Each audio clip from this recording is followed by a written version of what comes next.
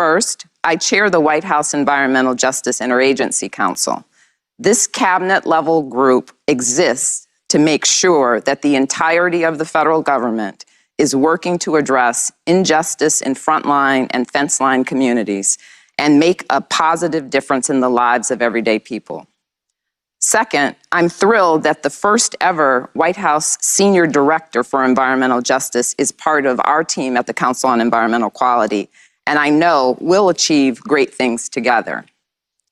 And third, the newly formed White House Environmental Justice Advisory Council brings together 26 national environmental justice leaders from across the country to advise CEQ and the Interagency Council on the steps we need to take to get it right. I look forward to receiving the recommendations from this group.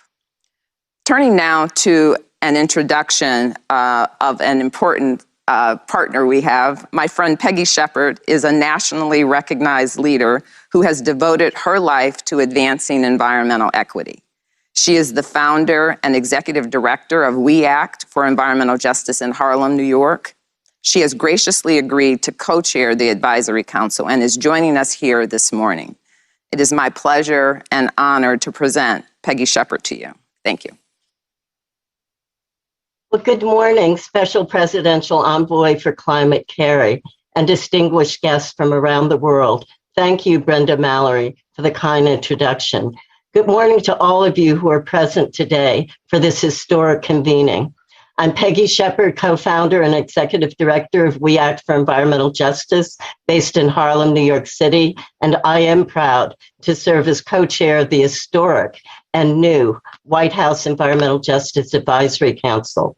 You know, last night I met with my fellow council members as we discussed our recommendations to the Biden administration to advise the implementation of key cornerstones of his commitment to centering environmental and climate justice and equity into all government policies. I think of the phrase, look at what they do, not at what they say. And I'm startled to realize that I am at this convening today because President Biden is acting on what he said and committed to do.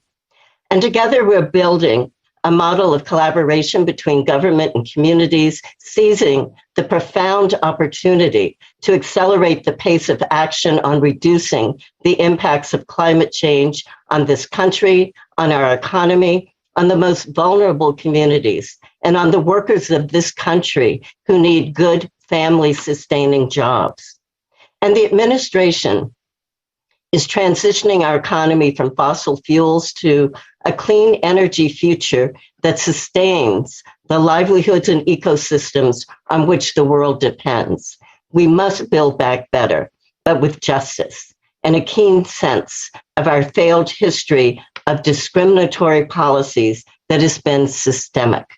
We will build back better by centering investment in the frontline communities that have borne the brunt of the environmental degradation that has scarred the landscape of urban and rural America. President Biden is uplifting the voices, experiences, and solutions of the communities most affected by environmental injustice and climate change. We're working to achieve a rejuvenated America where all communities have access to clean air, clean water, safe schools, and healthy homes. And you know, for me, this Earth Day has been one of optimism. For decades, many of us in the environmental justice movement have won David and Goliath type victories.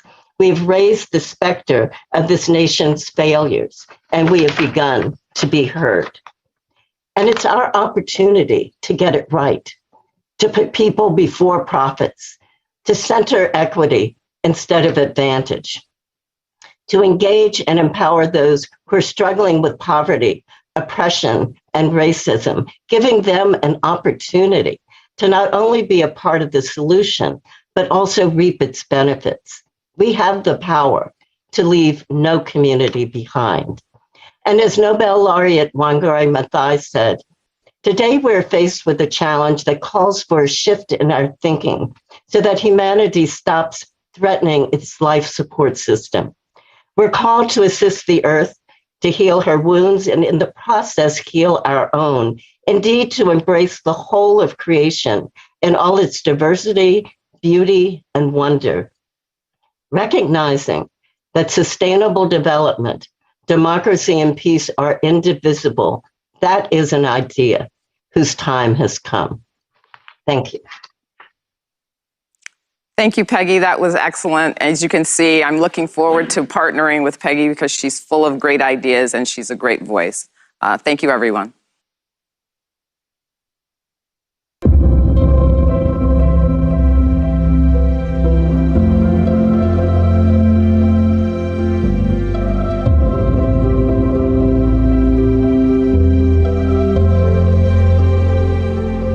How do we reach global net zero emissions? The path forward requires doing more of what we know works now, while investing in the critical technologies we'll need for tomorrow. Creating and scaling game-changing innovations that will enable 100% clean electricity, produce and use zero carbon fuels, decarbonize industry, aviation, shipping, trucking, build net zero communities, advance climate-smart agriculture, remove carbon dioxide from the atmosphere, and make us resilient. A better world is possible. It starts by investing in tomorrow's technologies today.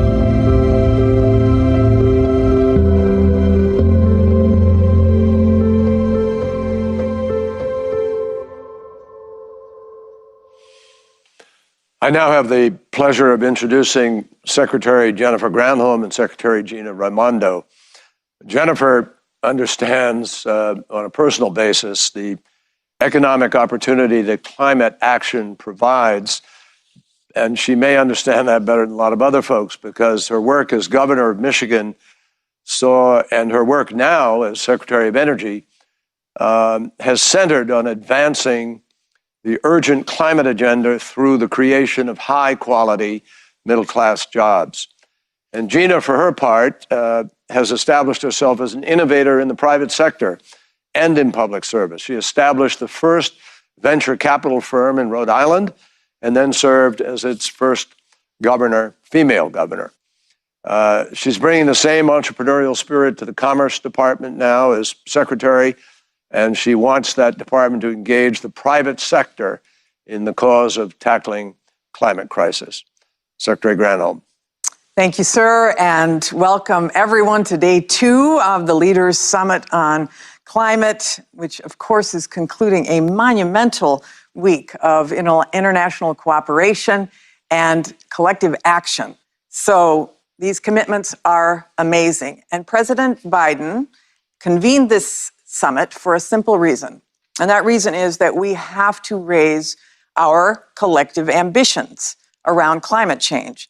By the end of this decade, we need renewables deployed at scale so that reliable, affordable, clean energy reaches people in the most populated valleys and in the remotest mountains, across the hottest deserts and the coldest tundra. We need fearless innovation to bring down the costs of batteries, to commercialize carbon capture, to make blue and green hydrogen market ready. And perhaps most of all, we need a mindset that overcomes resistance to change. Many are stuck on the status quo, and maybe they are insistent that we can't reach our goals.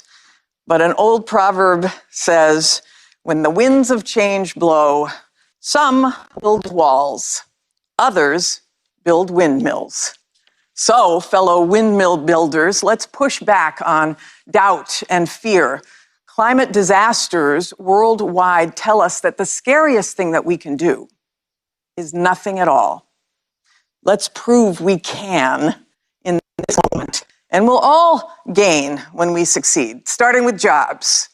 We are looking at a $23 trillion global market in the clean energy transition by 2030. 23 trillion at a minimum. And that means that we all can remake our economies and we can build new businesses and put millions and millions of people to work. So President Biden believes this will be an historic advance in prosperity and quality of life. And that's why his American Jobs Plan, our American Jobs Plan, calls for massive investments in clean energy research, development, and deployment. That's why we're mobilizing American ingenuity like never before. So over the coming weeks, we at the Department of Energy will be announcing new goals for bold, achievable leaps in next generation technologies, starting with hydrogen, carbon capture, industrial fuels, and energy storage.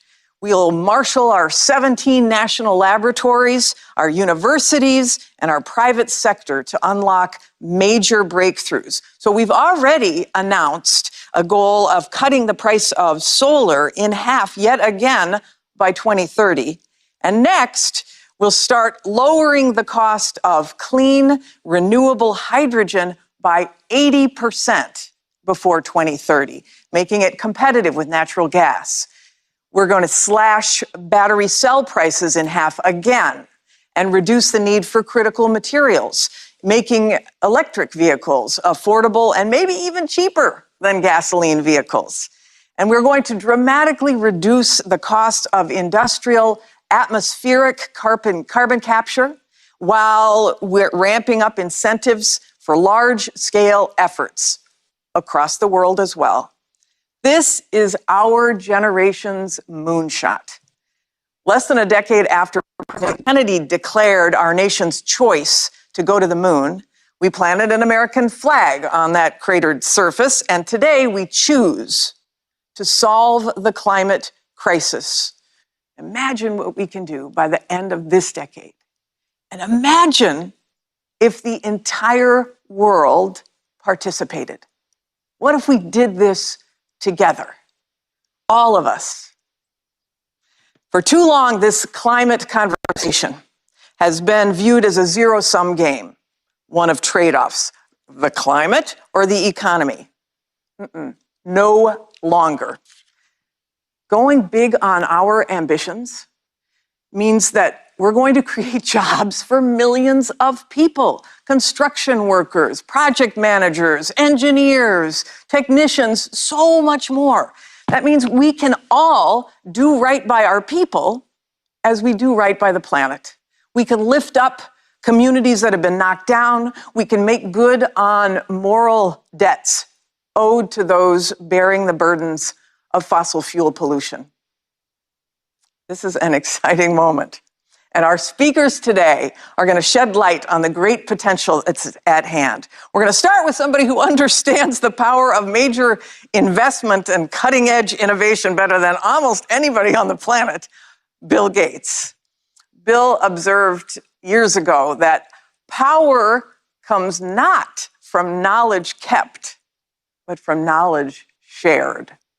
He was referring to business leadership. But how apt is that at this moment in the clean energy transition?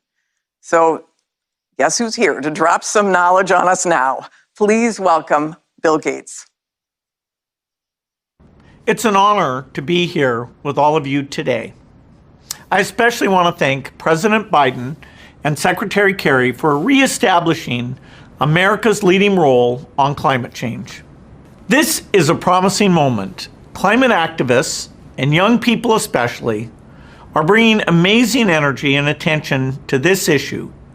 They are demanding action, and rightly so. And governments around the world are meeting those demands with ambitious commitments. In Paris, 6 years ago, here today, and again in Glasgow later this year. But climate change is an incredibly complex issue. And using just today's technologies won't allow us to meet our ambitious goals. The reason is that almost all of our zero carbon technologies are more expensive than their fossil fuel counterparts.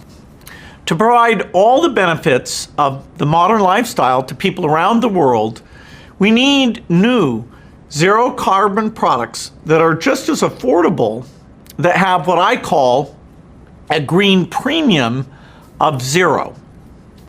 Now, it will be hard to create those products, but we can do it if we invest in innovation and build the infrastructure for the transition